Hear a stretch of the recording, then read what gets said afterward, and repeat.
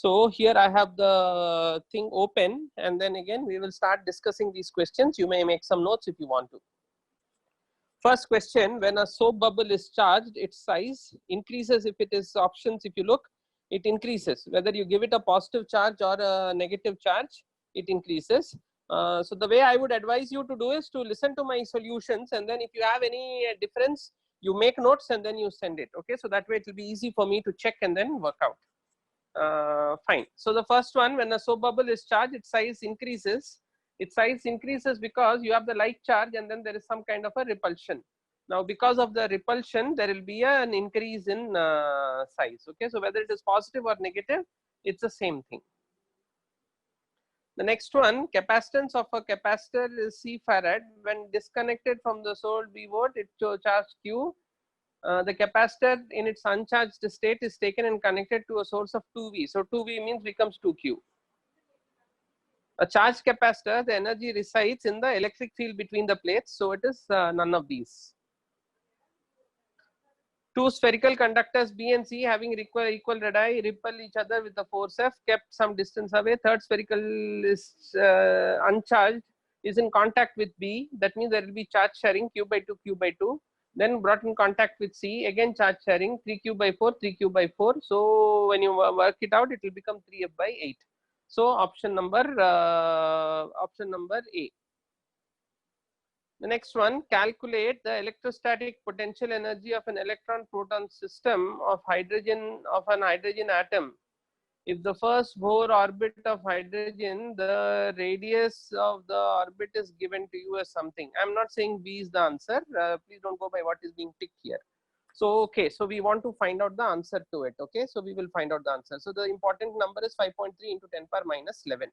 So let's go to a page and then 5.3 into 10 power 5.3 into 10 power minus 11. So they are asking you for the potential energy. So potential energy is equal to 1 by 4 pi epsilon naught Q1 Q2 by R. So that will give you 9 into 10 power 9 into 1.6 into 10 power minus 19 into 1.6 into 10 power minus 19 divided by 5 into 10 power 5.5 into 10 power minus 11. So we have no problem here. So this goes to becomes 20. This is 38. So it becomes 18. So it becomes this is 20. So it becomes 10 power minus 18. So my answer is 9 into 1.6 into 1.6 by 5.5 into 10 power minus 18 joule. Okay, so now if I have to multiply 16 into 6 is 296. So this is close to 3. Then 9 into 3 is what? 27. 27 by 5 is 4 something into 10 power 18. So 4 something into 10 power 18. So 4 something into 10 power 18, and it should be in joules. So I would go for option C. So I would go for option C and not for option B. Okay.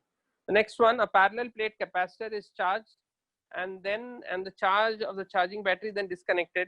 If the plates of the capacitor are moved further apart by means of insulating handles, then the voltage across the plates increases, the charge on the capacitor increases. Okay, so let us quickly look at how to go ahead with it.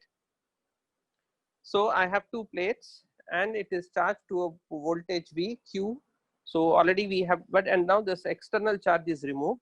Now you are separating it to 2D. So initially Q, voltage is V, energy is half C V squared. Then again capacitance is C is equal to epsilon naught A by D.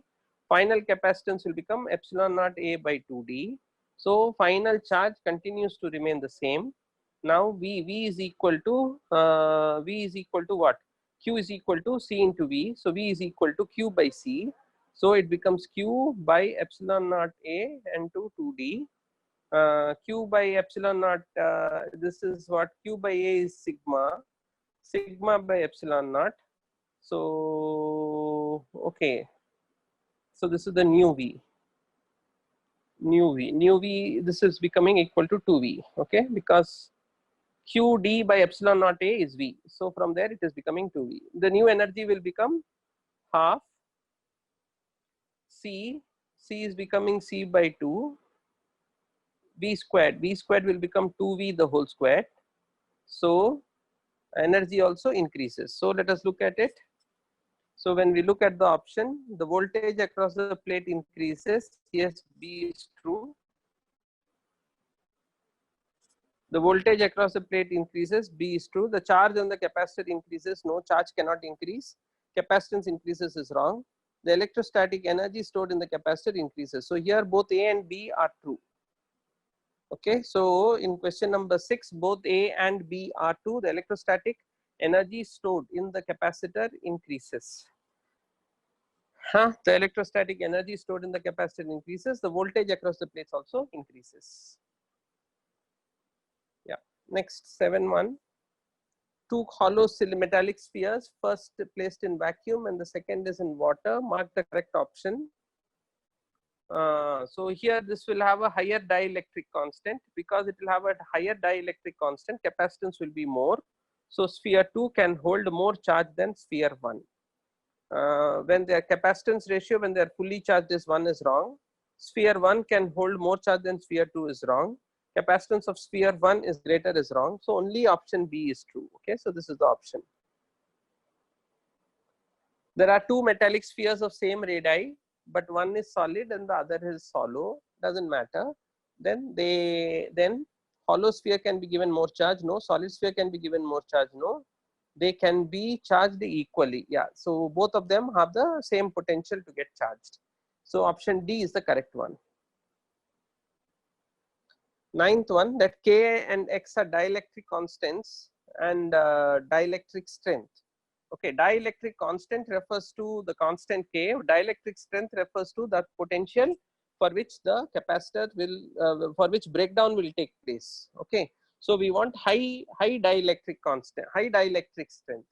A suitable material for using a dielectric in a capacitor is high K and high X. See, dielectric strength refers to, I explained to you, suppose you have the plates and you fill it up. When you keep increasing the potential between the plates increases. So when the potential between the plates increases, the attractive force increases. So when the attractive force increases, then what will happen is that the dielectric breakdown will take place. So that dielectric strength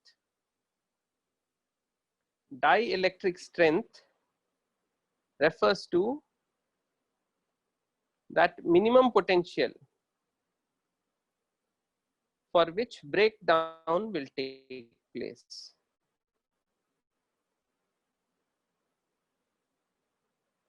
Or the maximum potential that the dielectric can tolerate without breaking down take place. Okay, so without breaking down taking place. So you either call it the minimum V for which breakdown will take place or the maximum V for which it will not break down. So that is referred to as a dielectric strength. So you want high dielectric strength and you want high value for K. The capacitance of a charge conductor is 5 mu F when it contains 5 mu C charge. Okay, so voltage is 1. When it is completely discharged, the capacity is still the same. Capacity, that the capacitance of the capacitor remains the same whether it is charged or uncharged. Okay, so here when it is completely its capacity, they're talking about the capacity. Capacity is the charge storing capacity. Yeah, I think it is option D. I think it is option D, but if you see C is equal to Q by V, so you'll say Q is 0, so it is 0. Oh, no, I would go for option C. Energy stored is in the capacitor is in the form of, the best option out of these is potential. It could have been electric field. A capacitor is a device that stores energy in the form of an electric field. Okay, so yeah. So n identical drops of radius is given, charge is given, potential is given to form a large drop, but radius of the large drop is R, capacitance C, charge Q, and potential B. Match the following. Okay, so let's analyze this first and then again we will try to match it. So the way we go ahead with the analysis is this, that I have small drops, each of radius R, having a charge Q, voltage is V. So can I first find out that V is equal to 1 by 4 pi epsilon naught into Q by R. So from there I can say Q is equal to 4 pi epsilon naught R into V. This is the charge on one, but n of them are coming. So the final charge is equal to n 4 pi epsilon naught R into V. Then final potential is equal to what? See, n of them are coming together, volume is conserved. So n into R cubed must be equal to R dash cubed. So R dash is equal to n power 1 by 3 into R. This is the radius of the big cube. So final potential, final radius will be n power 1 by 3 into R. This is the final charge, this is the final radius. So final potential will become 1 by 4 pi epsilon naught n 4 pi epsilon naught R V divided by n power 1 by 3 into R. So this 4 pi epsilon naught gets cancelled, R gets cancelled. Then n power 1 by 3, so that will become n power 2 by 3 into V. So this is the final potential. Then in the question, what else are they talking of? So they're talking about ratio of R by R, ratio of C by C, V by V, and so on. Okay. So let us see what ratio of final potential by initial potential, and potential is V. Okay. So this final potential and initial potential we have found out.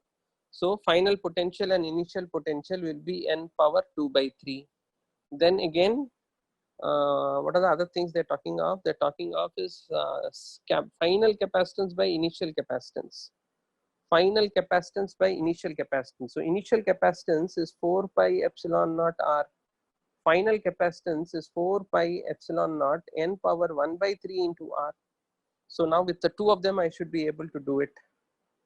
Yeah. So this 3 is matched to Q.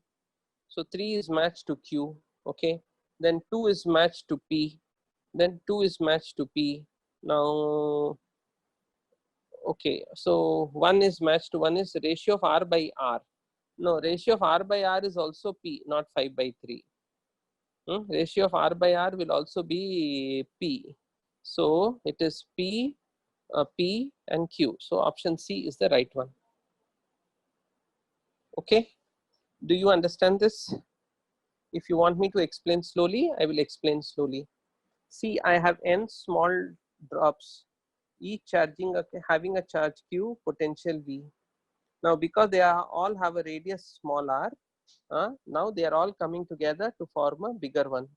So volume is always conserved. So if volume is conserved, n times 4 by 3 pi r cubed will become equal to 4 by 3 pi final r cubed. So these two get cancelled. So final radius will be n power 1 by 3 into initial radius. So I hope this one you all understand. Similarly,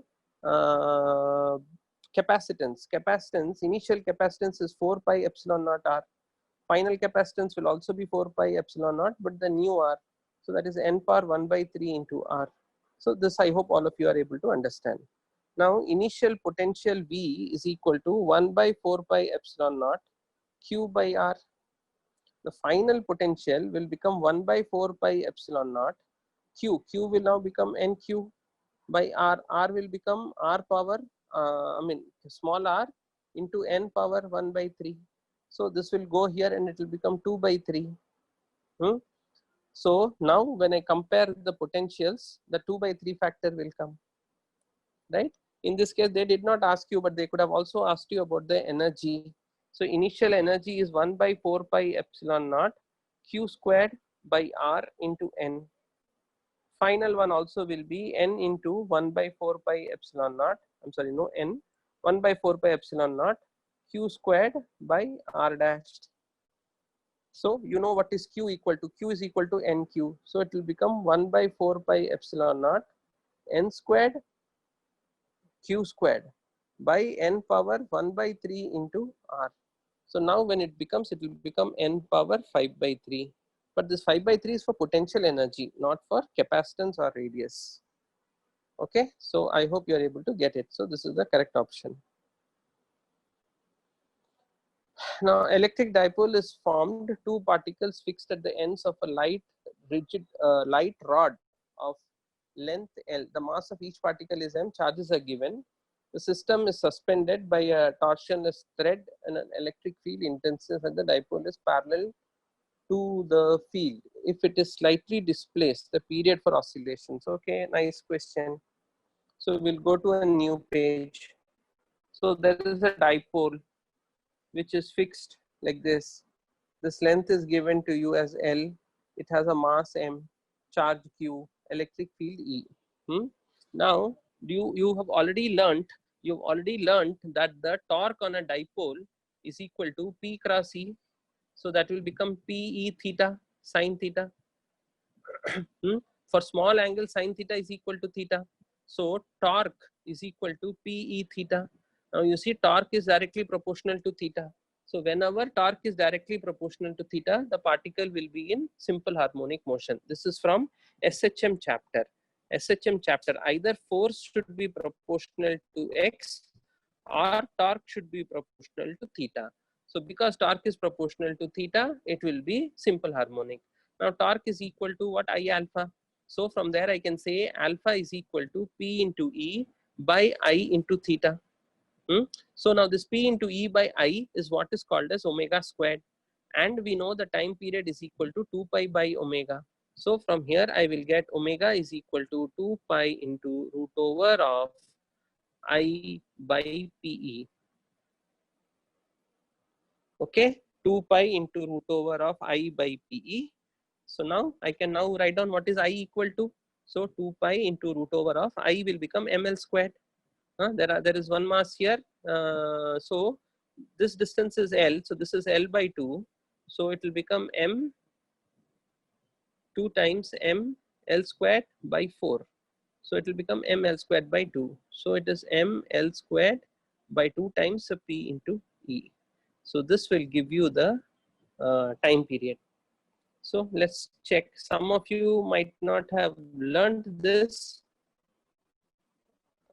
So let us see. An electric thread, rigid rod of length L.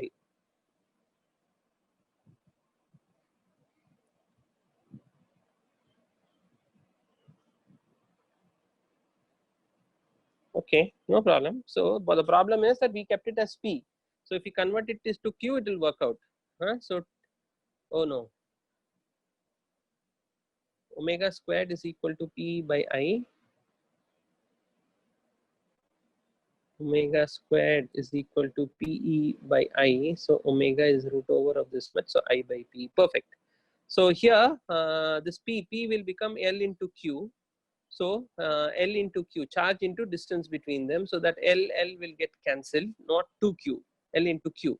So it is 2 pi root over of ML by 2 QE. So let us look at the options. 2 pi ML into 2 QE. So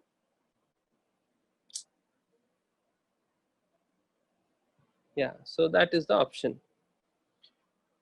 Two charges Q. Some of you have not learned simple harmonic motion. I will do some more classes starting from the next week in the evening. We'll be extending our hours. That time we'll do some revision of the old portions. Two equal charges Q of opposite signs are separated by a small distance d. The electric intensity at a point on the straight line passing through the two charges, large distance from there. This is basically at the axial point of a dipole. So axial point of a dipole will become what? Will become by r cubed. It should be proportional to r cubed. So if it is proportional to r cubed, then it should be option D. It cannot be option A because of that 4 factor. Okay, so we will go with option D. The potential difference between two parallel plates is some volts. If the plates are separated by 0.5, the force on an electron between the plate is Okay, the potential difference between two plates is, let's say, 1 volt. If the plates are separated by 0.5 cm, okay, there's something wrong in this question, but anyway, let us just try to see some. So you have F is equal to, so first electric field between the plates is equal to, electric field between the plates is equal to V by D. So V by D, so V is equal to 1 volt, this is 0.5, so it will become 2 Newton per coulomb. Then again force is equal to Q into E, so it will become 1.6 into 10 power minus 19 into 2. So worst case it will be 3.2 into 10 power minus 19. So let's see if there is any such answer there.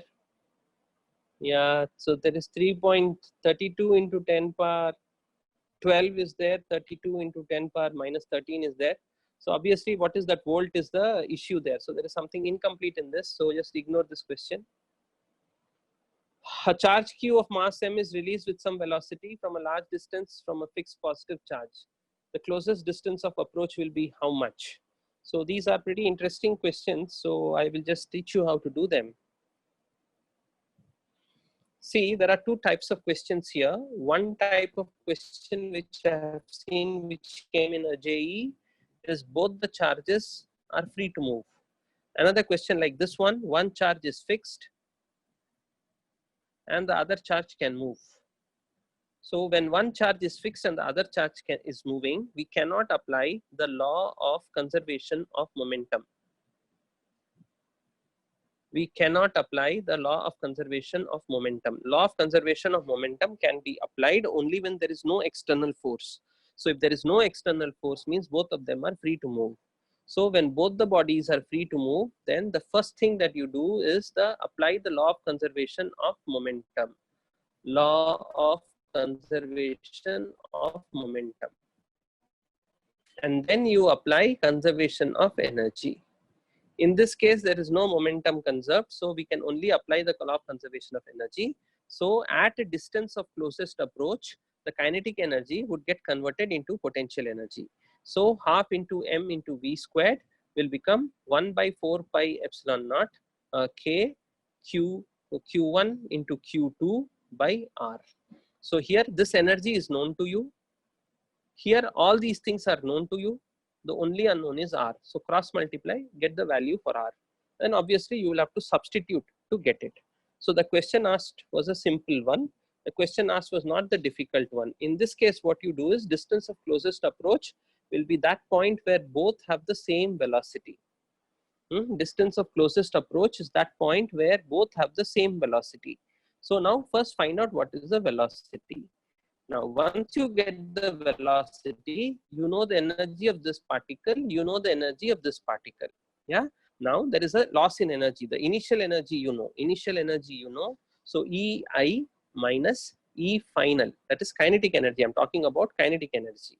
So, when you do this, there will be a loss of energy. Now, that loss of energy becomes potential energy, which is K Q1 Q2 by R. So, you will get the value for R when you substitute here. Okay, so that is how you do these two kinds of questions. So if you are looking for a question to try, you can write down that a proton with energy E is fired at a stationary alpha particle. Stationary alpha particle. What is the distance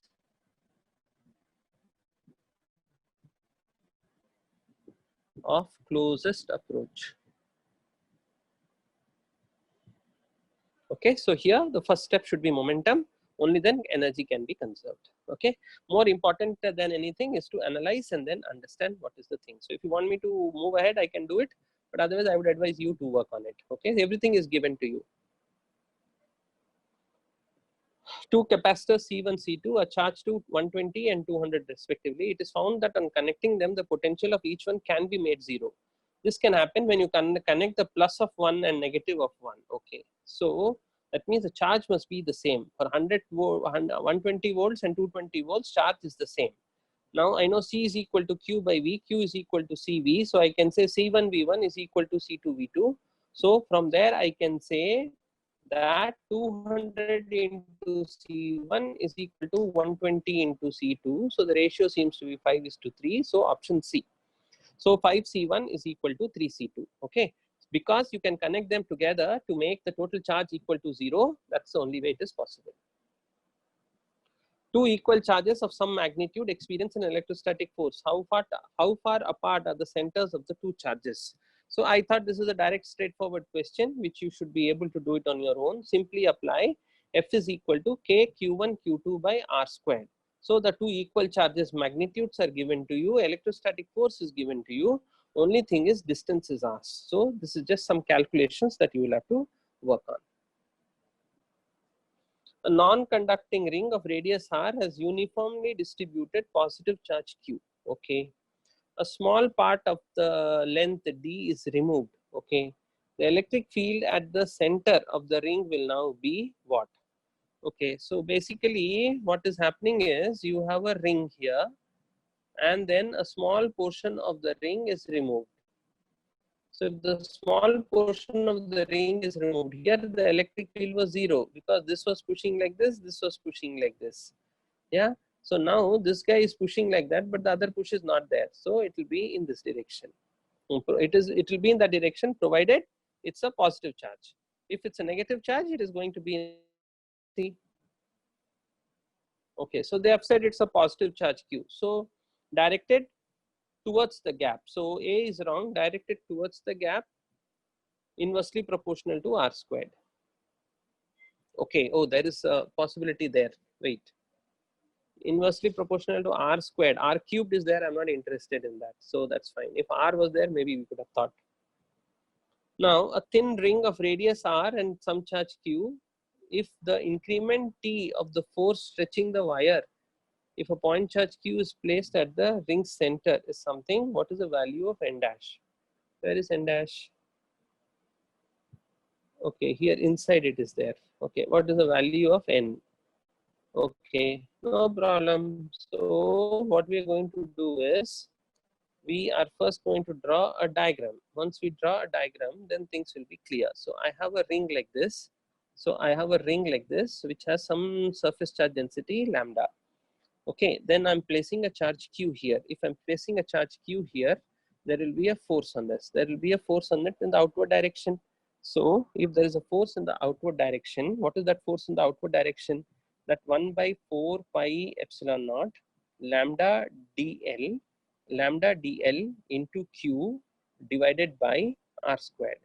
This will be the force on the thing, on this. Yeah. Now, okay, let us see what is the question.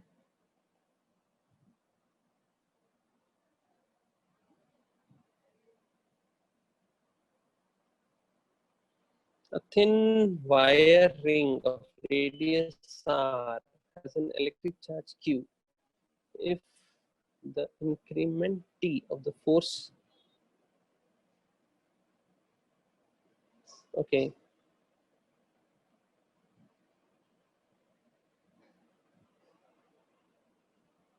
just a minute.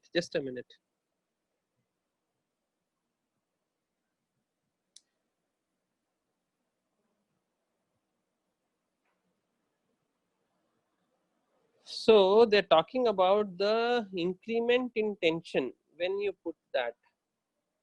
So I have no clue how to handle it. Is there any increment in tension? Why is there an increment in tension?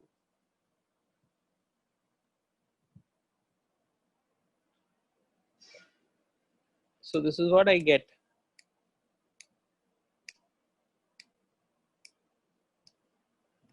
This is the force.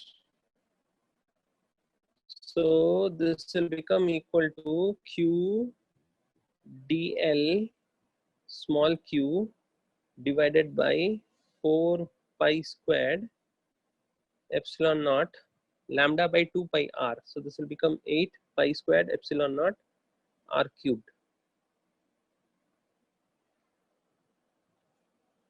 So I have, so maybe it is 8.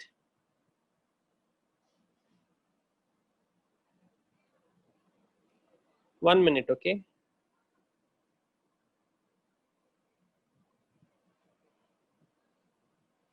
So basically, things will change now.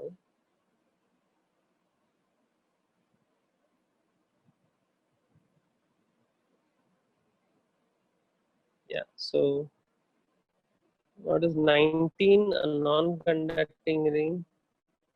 Okay, we answered. Our order is the same. Okay, so then find the value. Okay, so maybe n is equal to 8. We just now found out n is equal to 8. Okay, I have some doubts here. I'll get back to you. Let me work it out and then I'll get back to you. Consider a sphere of radius r. What relationships will it satisfy? Stored energy is proportional to 1 upon r squared. Yeah, not necessarily. Its capacitance is proportional to no. C is correct. Stored energy is proportional. Stored electrostatic potential energy is proportional to 1 upon r. So C is also correct. D is also correct. So both of them are correct. But I won't go for C. I will go for D because they have not told me whether it is a conducting sphere or not. Only if it's a conducting sphere, I will talk of capacitance. If it's a non-conducting sphere, I won't talk of capacitance. So if I have to choose between option C and option D, I will choose option C and option D and not option C. So the stored electrostatic potential energy will be proportional to 1 upon r. Now electrostatic potential energy will be stored in all kinds of systems, but capacitance is there only for a conductor. They have not told me whether this is a conductor or not. Now consider the circuit shown below. When switch S is closed, the status of the ammeter. When switch S is closed, see, when the switch S is closed, initially charge will rush to the capacitor. But once the capacitor is fully charged, you see it's a capacitor is 2 plates separated by a distance. Now because it is 2 plates separated by a distance, current won't flow through that. So the ammeter will read initially and then subsequently it will show 0. So let us look at the options. The ammeter reading is initially 0, but it shows a small gradual increasing current. Yeah. The ammeter reading remains same. No. Ammeter reading remains 0. No. Ammeter reading shows some deflection and then its reading becomes 0. So it doesn't gradually increase. So that will not work out. So it will show some reading and then it will become 0. Then you have two small spheres, each carrying a charge q and some radius, and placed r meter apart. If one of the sphere is taken around the other one in a circular path of radius r, the work done will be equal to 0, because if it's a circular path, it will be an equipotential surface. Yeah, so on an equipotential surface, the work done will be equal to 0. So here option A will work out. Then 8 small drops of mercury are combined to form one drop. The ratio of the capacitance of the drop, big drop and small drops, are how much? So this one I will answer. So you have 8 small drops. So first thing is understand the 4 pi epsilon naught r will be the initial capacitance. Now final capacitance will become 4 pi epsilon naught into 2r. Okay, now this is the drop of, this is the capacitance of one drop. I hope you understand that capacitance is equal to 4 pi of a sphere. See, charge is q, potential is 1 by 4 pi epsilon naught into q by r.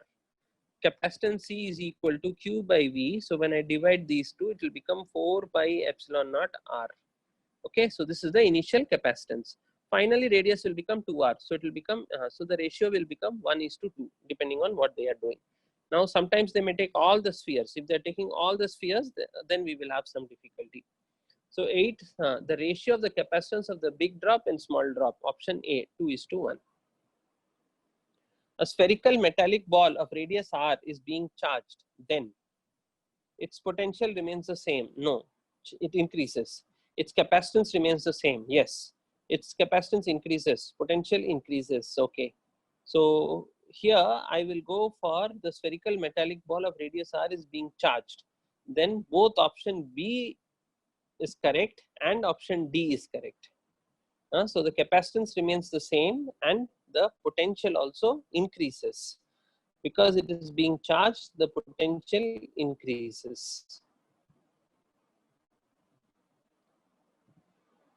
Yeah, so I will go for option B and option D. So I'll go for D. Next one, a rubber balloon. Rubber is basically a insulating material. A rubber balloon is charged and its capacitance is measured. Now it is inflated, and when its radius becomes twice of this original value, then its capacitance is again measured. Okay. See, when you are deflating the balloon, the radius keeps decreasing.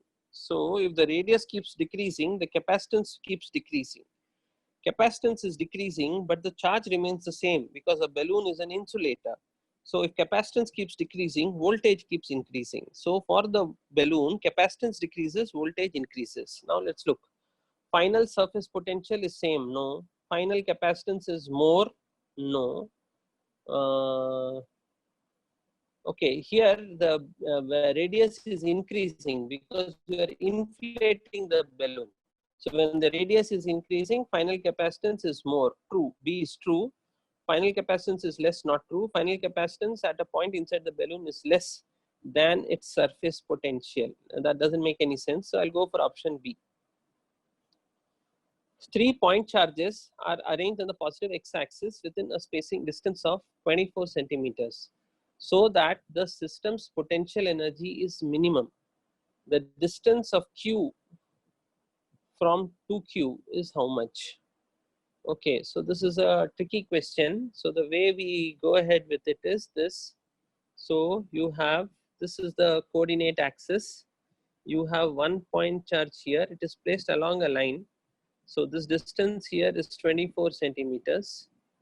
Okay, so potential energy of the system they are asking. So suppose this distance here is D. This is 24 minus D. Now they want the potential energy to be minimum. So minimum means, let us assume this is the 8Q charge, this is the 2Q charge, and this is the Q charge. So for the first charge, the potential is 1 by 4 pi epsilon naught 8Q into 2Q by D squared. Plus, when I'm bringing the second charge, there is potential because of this and potential because of this. So Q into 8Q by 24 squared plus Q into 2Q by 24 minus D, oh, no square, by 24 minus D. So now this should be minimized. So this should be minimized. So now you have to use some calculus. That's what we want to read, calculus. So the way you go ahead is you try to differentiate it and equate it to 0. So we may not be able to do now, but what we can do now is once we have this, we can look at the answers and then find out. So they are saying the distance of the charge Q from the 2Q is how much? So that is a question. So if that is the question, then I can now try to put one of these values and check. So I'll put 6 and 8. So I'll put 6 and 8 and then see. So if I put 6 and 8, so suppose this distance here is 6. So this distance is 6 means, this distance is 6 means this distance will be 24 minus 6. That is 18. So you see, this is a constant. So you don't have to worry about it at all. So its differential will be 0. So here also I can remove. So I have 16 by D plus 16 by D plus 2 divided by 24 minus D. So I'll put 8. D is equal to, sorry, D, 24 minus D is 8 I'll put. So 24 minus D is 8, D is 16. So this becomes 1 plus 2 by 8. In the next case, if it was 6, so it was 6 means 2 by 6, 2 by 6, 2 by 6 plus this is 16 divided by D is 18. So which is greater? So obviously this is smaller. So 8 will be the answer. Okay, so I repeat again, I found out the electrostatic potential energy of the system.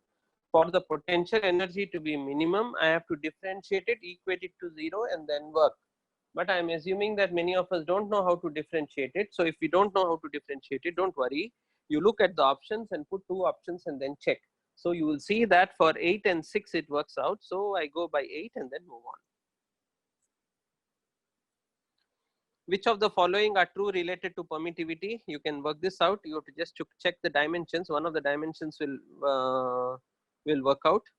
Its value is 8.85 picofarad per meter. See, permittivity is epsilon naught A by D. So the units will work out. Epsilon naught is 8.85 into 10 power minus 9. So 10 point, so that picofarad per meter also works out. So if the dimensions don't work out, option C seems to be working out. Its value increases to, okay, forget about that. D option is a vague option. So D option is a vague option. So here we clicked 8. Here we clicked 8. Then here we click C. Here we click C. So these are the problems that you all also must be facing. Okay. Consider a finite insulated uncharged object placed near a finite positively charged conductor. The uncharged body must have a potential of 0 because it's an uncharged object. Okay.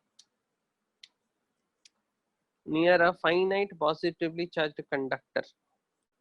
The uncharged object must have, yeah, it has no charge on it. So if I draw a Gaussian surface, total charge inside is 0. So if the total charge inside is 0, I don't bother about it. So I just tick 0 and move on.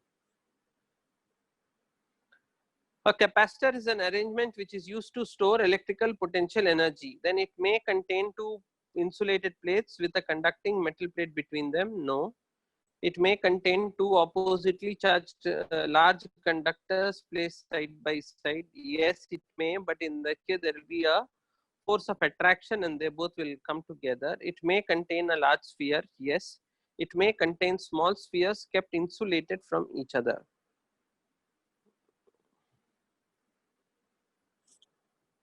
It may contain many small spheres.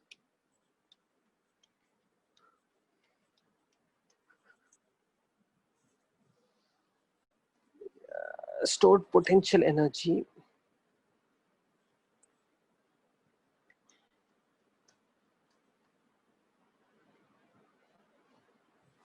Okay, so I will go for option B or option C. So I'll go for option B. I won't go for option C because I have some problem with that. The problem is I want to have equal and opposite charges separated by some distance. That's a specific definition of a capacitor. So I will go for this. We have already finished, right? So capacitor is an arrangement which is used to store electrical potential energy.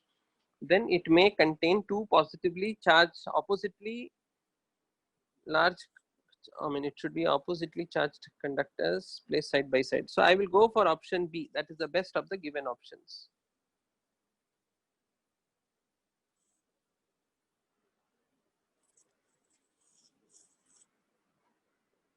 Okay, so this is how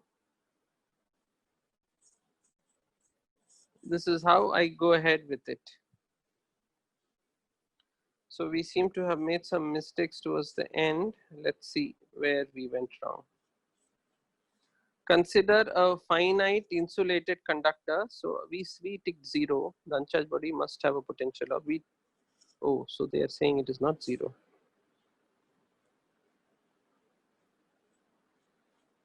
So less than the charge conductor. Okay, so they're talking about the conductor getting charge separations coming in. It's a okay. I'll discuss that. No problem.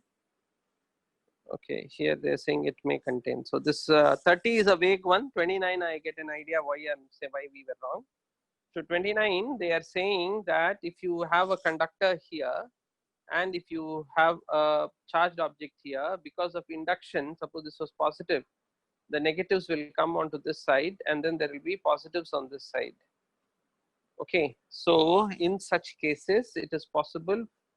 Now they are talking about its potential energy. So in such cases, now you see the negative charge is closer to this, positive charge is away from it. So there will be a difference in potential energy. Now they are talking about a difference in potential energy of the particle here and at infinity when there is no induction. So I agree to that logic and I feel that yes, what they are saying is correct. But anyway, these are slightly vague questions. Do not worry about them. Okay, let me see if there are any comments which have and if there is anything that I can answer on the comments. So for 24, I got 1:8. You got 1:8 when you took all the 8 small spheres. If you don't take 8 small spheres, then it won't work. You don't know whether those spheres are in series or in parallel. So you can't multiply 8 into 2:2. No, that will give you wrong. Both options, yeah. Certain questions, yes. Sir, in 28, if dimensions are correct, then fine, agreed. Sir, why only 45 minutes was given for the test? Oh, don't worry. Some of these questions are very simple. So C was correct, but not B. Why? Which one? Abhyankar, you're talking about which one? Okay. So we can't make the potential 0. We can only say that the potential difference is 0. Yes. So, but then the actual answer has R cubed in the question with the incomplete ring. Yeah, it has. Sir, answer is option A. 4QD will come, sir, since E at the actual point. E at the actual point is okay. Okay, fine. I'm okay with it. Soumya, I'm okay with it. You know it. It is correct. What she's saying is correct. It should be 4QD. Fine, fine. Question 13, I will explain again. How do you say sphere in water stores more charge? Okay, I will answer.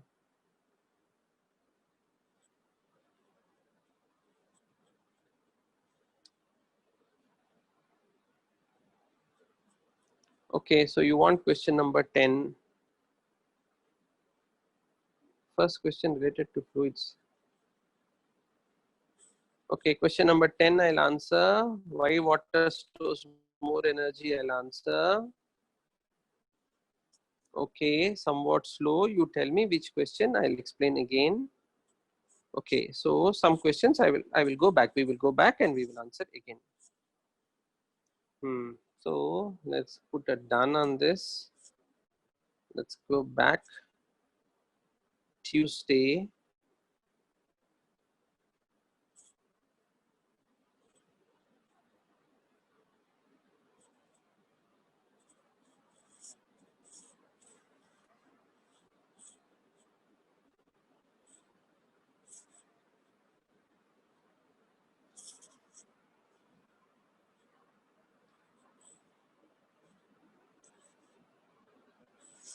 Okay, so this was the question. You won't get 8:1. You will get 2:1 only. I hope I have asked you what is the ratio of the capacitance of big drop and a small drop. Okay, so it will come 2:1 only. Energy stored. Okay, this one we have no problem. This one we have no problem. This one we have no problem. In a charge capacitor, the energy resides.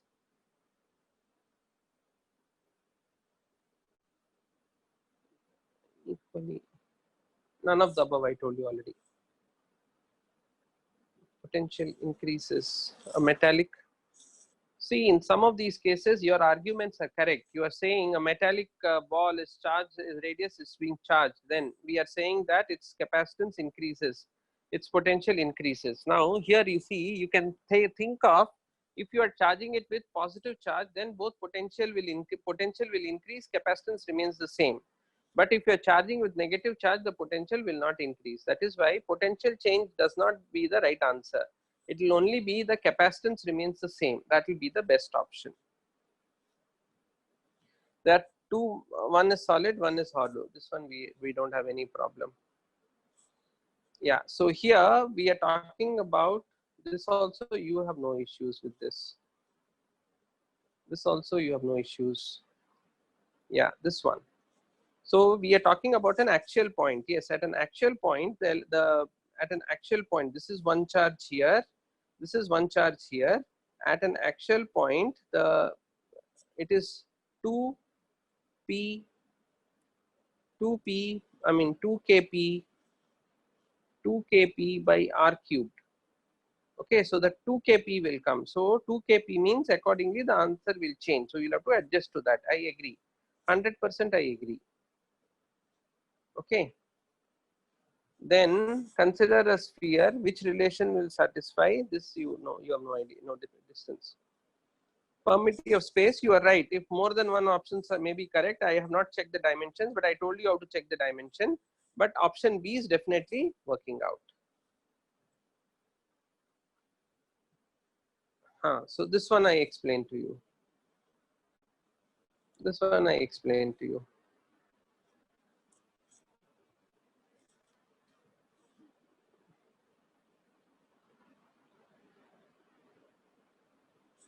Yeah, so here the answer they are giving is it may contain a large sphere. It may contain two oppositely, no, they are saying it may contain a large sphere, but it may contain two oppositely charged large conductors placed side by side. A capacitor is an arrangement. Okay, so my answer is C. They have given the answer as B. That's okay. No, not to worry about it. Yeah, this one I explained to you. This one I explained to you. Yeah, so you asked why water can carry more. So you see, what is the capacitance of a spherical conductor? The capacitance of a spherical conductor is 4 pi epsilon naught r. What is epsilon naught? Epsilon naught is going to be the dielectric of the the permittivity of the medium. But if you suppose you fill it with water, so if you fill it with water, now what will happen? Because it is surrounded by water, it won't be epsilon naught. It will become K epsilon naught, where K is the dielectric constant for water. Okay, where K is the dielectric constant for water. Because of this, what will happen is that K is always more than 1. Because K is more than 1, the capacitance will only increase. Okay, then you'll ask me what is breakdown. See, I told you when you take a dielectric, that is an insulator, and place it in an external electric field, then what will happen? That you have positive charges coming on one side, negative charges coming on one side, right? So what is this happening? Dipoles are being generated. Dipoles are being generated, and we are saying that the positives are here and the negatives come here. Okay. Now, suppose you have a very strong electric field, a very strong electric field. Then what will happen is some of these electron clouds, they will be dislodged from here. Especially the valency shell electron clouds will get dislodged.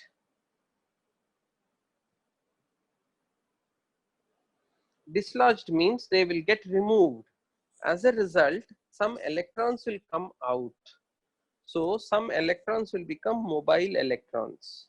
If some electrons become mobile electrons, the insulator will start conducting.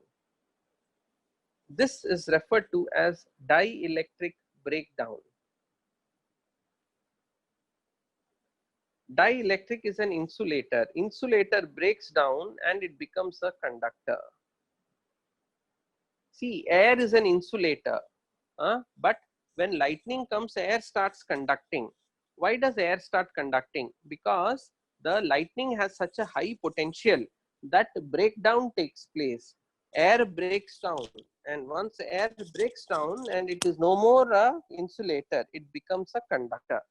And this process happens when the potential becomes very large. So in case of dielectric placed between the plates of the capacitor, if there is a high potential, there will be some leak. So there will be little bit of conduction there in the dielectric. As a result, there is leak. Once the conduction becomes very high, we say it is breakdown. Breakdown is that time when a dielectric ceases to be a dielectric. Okay, now ring question, I agree. No, dimensions is correct. I don't know. I have not found out about the dimensions. Sir, that ring question, increment question, can you explain? I will explain. Yeah, so I didn't understand that, but anyway, I'll try to explain. See, there is a ring. Okay, this ring has a charge Q. If this ring has a charge Q, then lambda will become equal to Q by 2 pi r. So if there is a charge Q here, now if you bring a charge Q here, there will be one tension coming in this direction. So suppose there is one small length there. There is a small length. then that additional force will become what? Q into lambda dl divided by 4 pi epsilon naught into 2 pi r into r squared. This distance is r squared. Yeah. So when I work this out, force per unit length dl will become equal to q. This is not lambda, it should become q. So it is q squared by 8 pi squared epsilon naught r squared. So that n value there is 8. That is what we are saying. Okay. It has an r cube, not an r squared. That is fine.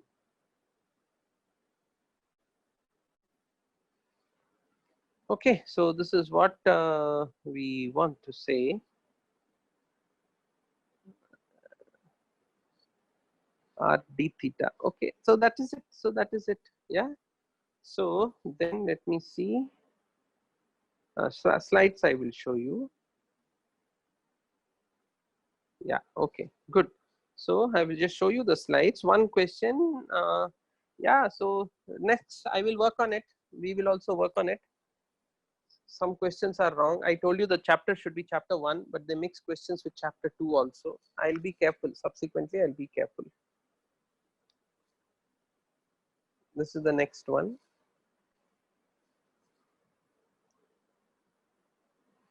This is the next one.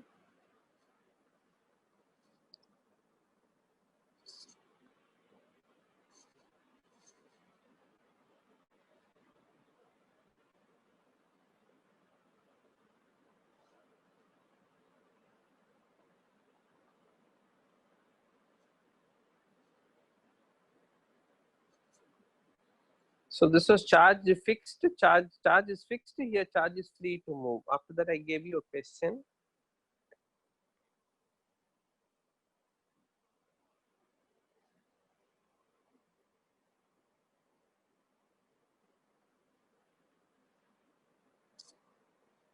This is the one with the lowest potential energy. So differential of this is not very difficult. Differential of 1 upon d is minus 1 upon d squared. So this will become 16 by d squared minus, because of this minus, it will become minus 2 by 24 minus d the whole square. So this is equal to 0. So when you work this out, you will get 8 is equal to d squared by 24 minus d the whole squared. Okay, now you take root over and then cross multiply and then rework on it. You will get it. Okay, so here water question I explained to you. Then what is breakdown I explained to you. Then I did this 8 part again. Okay, fine. My next class, that is on Monday. I'm only going to read the textbook. So those of you who have done it well, you may decide whether you want to attend it or not. I'm only going to read the textbook on Monday. I'm not going to talk about current electricity on Monday. Okay.